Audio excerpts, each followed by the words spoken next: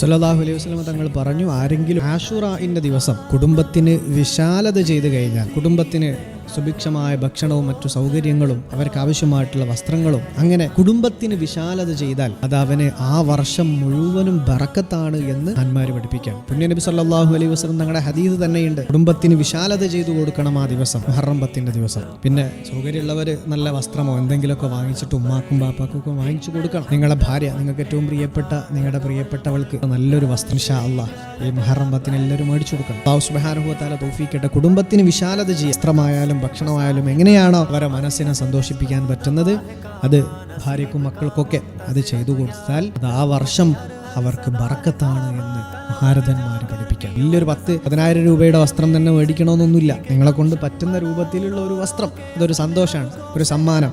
അല്ലാഹു സുബ്ഹാനഹു വ തആല തൗഫീഖ് തരട്ടെ.